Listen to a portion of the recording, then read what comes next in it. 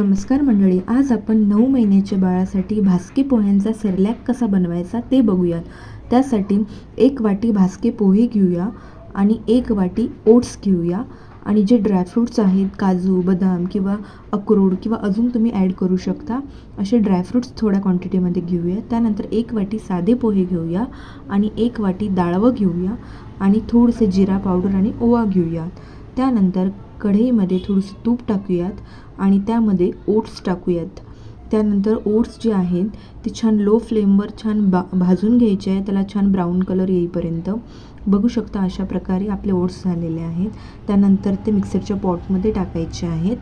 भाजके पोहे 1 वाटी टाकायचे आहेत. ते ऑलरेडी भाजलेले असतात त्यामुळे त्याला परत भाजायचं नाही आहे. त्यानंतर 1 वाटी जे आहे ओट्स भाजले आहे ते टाकायचे आहे.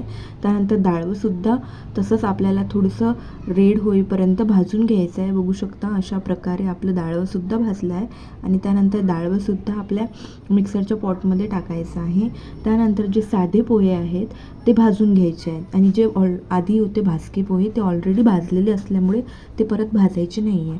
बघू शकता असे ब्राउनिश कलर येईपर्यंत लो फ्लेमवर भाजायचे आहेत. त्यानंतर ते सुद्धा मिक्सरच्या पॉटमध्ये टाकायचे आहे आणि जे ड्रायफ्रूट्स आहेत ते सुद्धा थोडेसे लो फ्लेमवर रोस्ट करून घ्यायचे आहे.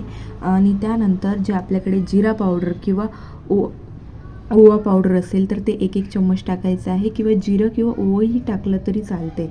त्यानंतर त्याची छान अशी पावडर तयार करून घ्यायची आहे मिक्सरमधून. अशी बघू शकता बारीक छान पावडर झालेली आहे.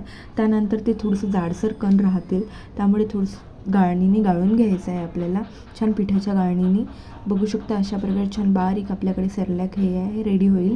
त्यानंतर छान एअरटाईट कंटेनरमध्ये स्टोअर करून ठेवायचे आहे आणि जेव्हा वाटलं तेव्हा बाळासाठी रेडी करायचं आहे ते.